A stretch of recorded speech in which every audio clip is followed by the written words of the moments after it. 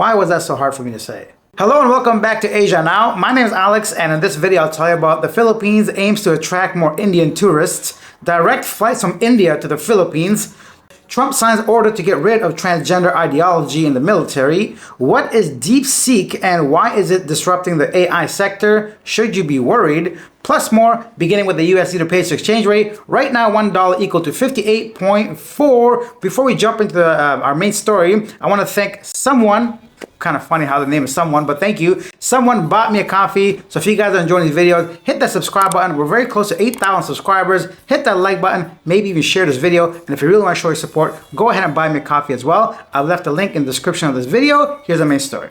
DeepSeek, a Chinese AI startup, has caused a stir in the global tech industry with its new AI model that rivals and outperforms leading US models such as OpenAI's, but at a significantly lower cost. The disruption has affected stock, particularly Nvidia, as DeepSeek's technology appears to challenge the high cost of US AI infrastructure. The startup, founded in 2023, and an AI assistant app that became highly popular, now surpassing ChatGPT on Google and Apple Store. Its models have been praised for the capabilities. DeepSeek's affordability, especially using Nvidia chips, has raised concerns among US tech analysts. Some believe DeepSeek's rapid success may reflect broader geopolitical tensions, with DeepSeek's launch seen as a potential challenge to US export controls and dominance in AI.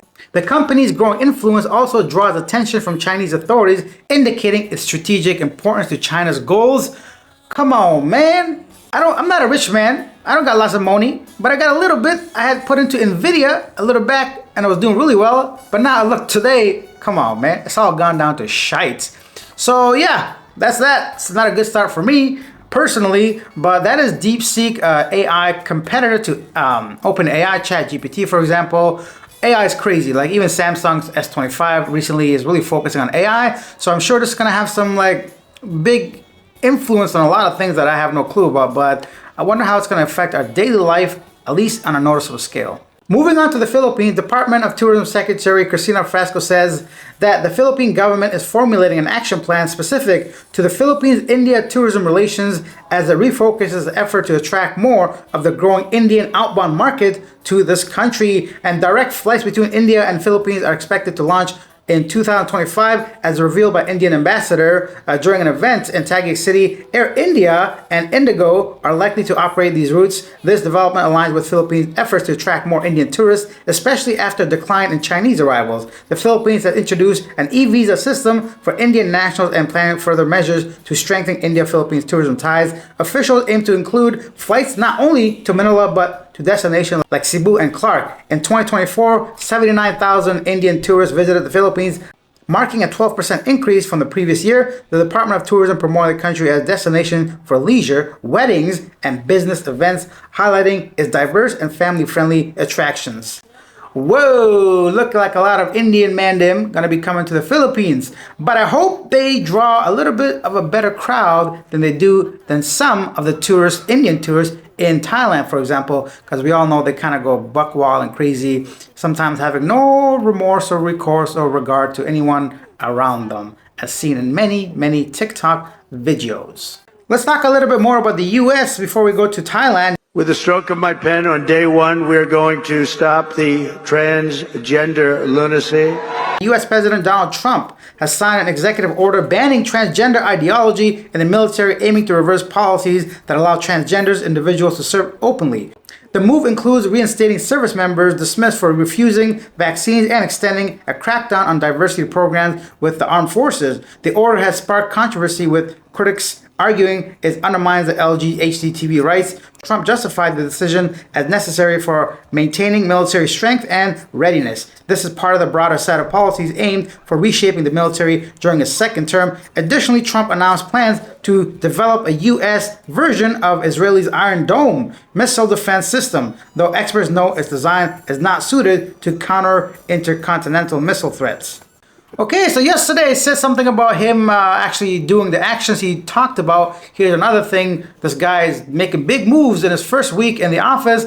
I wonder if this trend continues throughout the 4 years. A lot of things being talked about. Trump is all over the news, and I know many Americans watch this video, so this was something I thought was interesting regarding transes and in the military. One more quick news involving the U.S. UN Chief Antonio Guterres expressed concerns after the United States, the world's biggest foreign aid donor, froze virtually all assistance under President Donald Trump's new administration. I just finished talking about this guy making big moves, and now he's not going to give any money and funds to the UN. Another thing he was talking about. Listen, man, I think every single country should focus on their own peoples first before going out trying to help other countries. That's all I'm going to say before getting way too political into any of this stuff. I think every nation has a duty to take care of its own taxpayers first. I know I don't support a lot of the stuff that our administrator in Canada is doing while supporting all kinds of wars, whether I agree with it or not, many different aspects, money going all over the places. And I'm sure that was happening for a long time before, but I just feel like help your own people, man. Canadians struggling with cost of living. I'm sure the US, a lot of people are as well. Let's put that money to something that we can see directly instead of maybe trying to prevent, maybe theoretically, something else. Anyways, once again, I don't know nothing about any of that. I know just from my own personal experience, I want the money I'm paying in taxes to benefit myself directly and whoever's living in Canada, especially before we can help other people. Next up, in Thailand, new hotel act to register unlicensed Thai hotels. Thai Tourism Ministry is set to propose a revised hotel act aimed at registering over 500 unlicensed small and medium-sized accommodations. The act will reduce restrictions while prioritizing safety standards. However, critics suggest related laws on city planning and environmental impact should also be addressed to ensure success. And then in some feel-good news, a Thai cat named Kwai Tiao from Buriram was severely injured after being hit with a harpoon last week. Her owner, 68-year-old Narung, sought help from a rescue foundation as he could not afford veterinary treatment. The harpoon pierced her right eye, causing her some blindness if it wasn't taken out properly. Vets successfully removed the harpoon due to infection. Her eye had been removed. She is now recovering well and will return home soon. A Dutch man, moved by her story, offered financial support, but the vet declined. Meanwhile, police are still investigating who had done this. That's amazing. Innocent animal in need of help by a vet that did not want any money from a foreigner who offered to help pay for the vet bills. Why was that so hard for me to say?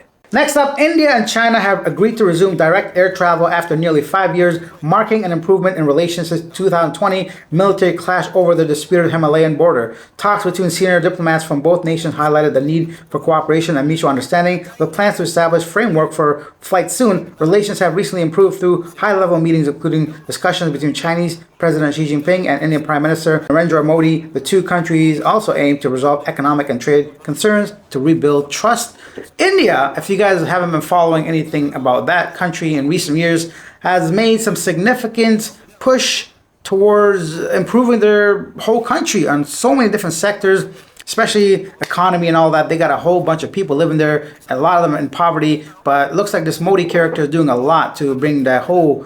It kind of reminds me of a little bit of what China did about 70 years ago. I know probably not even close to the same thing, but this man here is looking to improve the lives of his people. Although some of the stuff he does regarding certain groups, ethnic groups and Muslims and all that, I don't agree with, but he's doing what he thinks is right for his people, regardless of what I think or somebody else. Anyhow, let's move on to our section called Yesterday Today, where I read some of the most popular comments regarding our previous video. Pandemic PVE says Trump isn't just talk, he's action. Anyone committing to a crime will get deported. The fact that they already had these guys in custody means they were held on serious offenses. It's only minor if you get a citation. If you go to jail, in what way is that a minor or not very serious offense? I'm 63 and I've never spent a minute behind bars. Keeping your nose clean isn't that hard. I'm in the Philippines right now and I don't drink in bars or hang out with the drunks in the barangay. Stay out of trouble is as easy as staying away from the troublemakers.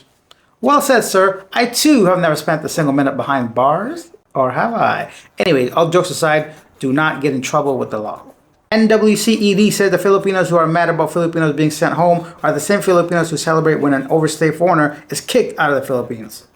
Griffin makes it back to the comment section. Hey-o, shout out to Griffin. Good morning.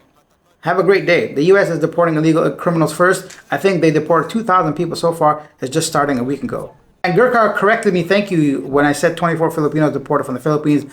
I guess at some point in that story I said from the Philippines, which of course I meant the United States. That's it for this video. Thank you guys for watching. If you're new to the channel and you stayed this long till the end, you're obviously liking it. Take a minute out of your day, or a second even, hit the subscribe button. I'm making my way to 8,000 subscribers. Hit that like button. Thank you guys once again for watching. I said that already, but I'll say it again. And I'll see you guys tomorrow. Bye.